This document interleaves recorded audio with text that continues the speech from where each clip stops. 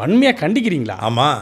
2 நாளாக அதை பற்றி தான் வீடியோ போட்டிங்க, இன்றைக்கி அனைத்து கட்சி கூட்டத்துக்கு போனீங்க. அப்போ அதெல்லாம் பசப்பு வார்த்தையா? அதெல்லாம் போனதான், வீடியோ போட்டந்தான். தமிழர்களுடைய நீர் உரிமையாக இருக்கக்கூடிய 177.25 டிஎம்சியை கர்நாடகா தரணும்னு சொன்னந்தான். மேகதாதுல அணை கட்டக்கூடாதுன்னு சொன்னந்தான். ஆனால் இப்போ கபினி நடையிலிருந்து தமிழ்நாட்டிற்கு தண்ணீரை திறந்து விட்ட கர்நாடக அரசை வன்மையாக கண்டிக்கிறேன். ஏன் கண்டிக்கணும்? ஏங்க 2 நாள் கழிச்சு திறக்க வேண்டியதானே?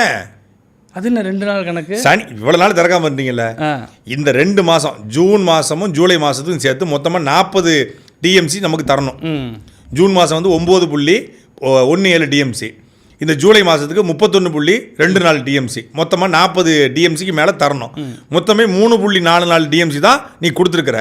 இவ்வளோ நாள் கிடந்துட்டோம், குறுவை சாகுபடியும் பண்ண முடியலை.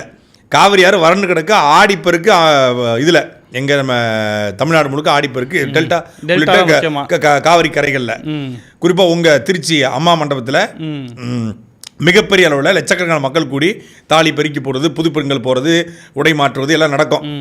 அது நடத்த முடியாதுல்ல. 2 நாளுக்கு கழிச்சு அனுப்பு. இப்போதுக்கு அனுப்புகிற இப்போ வந்தால் வரட்டுமே. ஏன் உச்சநீதிமன்றத்துக்கு தமிழ்நாடு அரசு போயிருக்குல்ல, உச்சநீதிமன்றம் சொல்லிட்டு அது வரைக்கும் நாங்கள் வெயிட் பண்ணுறோம். ஏன் திறக்கிற?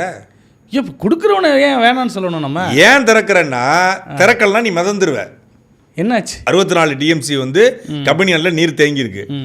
வினாடிக்கு 36,000 கன அடி நீர் திறந்து விடுற அளவு 5,000, 36,000 கன அடி வந்துக்கிட்டு இருக்கு. உண்மையிலே இதில் வந்து இதுக்கு தமிழக முதலமைச்சர் நன்றி. அவர் வந்து கடவுளின் பிள்ளைன்னு சொல்லியிருப்பாங்களே. ஆமாம், முதல்வருக்கு நன்றி. கடவுளின் பிள்ளைலாம் கிடையாது, அவர் சந்திரசேகர் பிள்ளை, கடவுளின் பிள்ளை. அதனால் காவிரியில் தண்ணி வந்து விட்டது, அவர் கர்நாடகாவுக்கு போகாமலே தண்ணி வந்து விட்டது அப்படிலாம் உருட்டுவாங்க சொன்னதுக்கு. இதே மாதிரி ஸ்டாலின் அவருடைய ஆட்சியிலையும் வெள்ளம் வந்து தண்ணி வந்திருக்கு, எடப்பாடி ஆட்சிலையும் வெள்ளம் வந்து தண்ணி வந்திருக்கு. அப்போ அவங்களும் கடவுளின் பிள்ளையா? உலகத்தில் இருக்கிற எல்லாருமே வந்து அவங்க அப்பா அம்மா பிள்ளைகள் தான். யாரும் கடவுளின் பிள்ளைன்னு சொல்ல முடியாது, அப்பா அம்மாவுக்கு பிறந்தவன் தான். புரியுதா உங்களுக்கு? கர்நாடகாவில் வெள்ளம், கேரளாவிலையும் வெள்ளம், கடுமையான மழை, அதுவும் திடீர் மழை. இது வந்து பருவமழை கிடையாது, புயல் மழை. எல்னினோ நன்றி சொல்லணும்னு ஒருத்தர் சொல்லணும்னா எல்னினோக்கு நன்றி. இந்த மாதிரியான புயல் மழை தாக்கத்தில் பருவம் மாறி மழை பொழிவதனால கடுமையான மழை பொழிவு கடந்த 1 வார காலமாக எங்கே மேற்கு தொடர்ச்சி மலையில், இதனுடைய தாக்கத்தில் காவிரியில் தண்ணீர் வந்து வரத்து கூடிக்கொண்டே இருக்கிறது. கர்நாடகாவுடைய முதலமைச்சர் டி.கே. சிவகுமார் இன்னைக்கு சொல்லியிருக்காப்புல, இந்த மாதிரி தண்ணியை தேக்கி வைக்க முடியாது, அப்படி தேக்கி வச்சோம்னா நீங்கள் மிதந்துடுவீங்க, அதனால் அர்த்தமற்று இந்த மாதிரி கடையடைப்பு செய்வதெல்லாம் வேண்டாம், இதுவரைக்கும் எங்களால் தண்ணி தர முடியாது.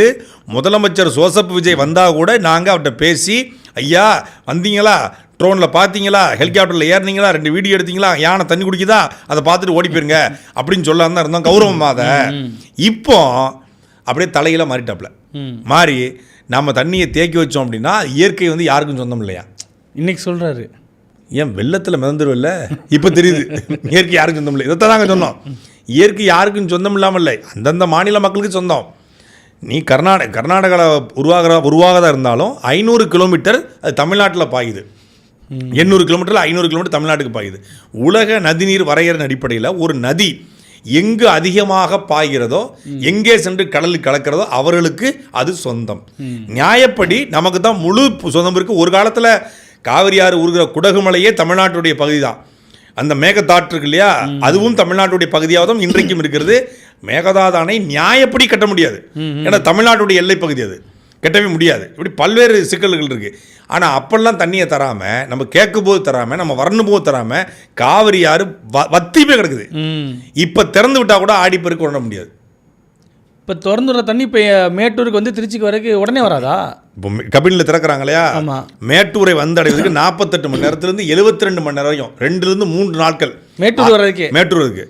மேட்டூர்லேருந்து திருச்சி வர்றதுக்கு 2 நாள் ஆகும். இப்போ உடனே வர்றதுக்கு ஏதாவது வழி இருக்கா? அதுக்கு மேட்டூர்லேருந்து திருச்சி வர்றதுக்கு 2 நாள் ஆகுது. உடனே உங்களுக்கு வரணும் அப்படின்னா மேட்டூர்லேருந்து 5 மணி நேரத்தில் வரலாம். அப்படி கொண்டு வர வேண்டியதானே? மேட்டூர்லேருந்து திருச்சிக்கு 5 மணி நேரத்தில் ட்ரெயினில் வரலாம். காவிரி ஆற்றுக்குள்ளே வந்து வர முடியாது. ஆற்றுல வருவாங்க, நல்ல ஆற்றுல. அப்போ எங்களுக்கு ஆடி 18 இல்லை, ஆடி 18 கிடையாது. வேணா கிண்ணிலே அக்காப்பினா ஆண்டவர் வேண்டவர்னு வாங்கி அங்கே ஊற்றிட்டு குளிக்க வேண்டியதான். ஒரு தடவை ஆடி பெருக்கு நீங்கள் ட்ரிங்கிங் வாட்டரில் குளித்தா என்ன தப்பு?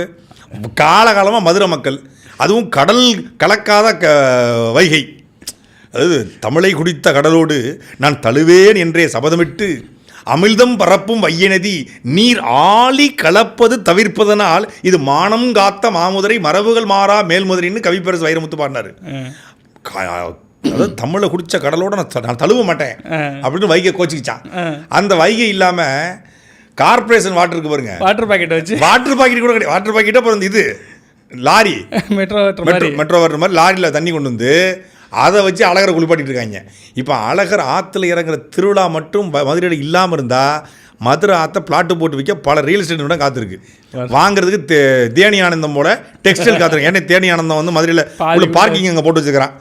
அது மாதிரி சோழியை முடிக்க காத்திருக்காங்க. அழகர் ஆற்றுல இறங்குறாரு, இது ஒன்றுக்காக விட்டு வச்சுருக்காங்க. அவங்க காலகாலமாக வைகை ஆற்றுல வந்து இந்த மாதிரி லாரியில் தண்ணி கொண்டு வந்து குளிக்கும்போது ஆடிப்பெருக்கு திருச்சிக்கு ஒரு நாள் லாரியில் கொண்டு வந்து குளிச்சா என்ன குறைஞ்சா போயிருவியே?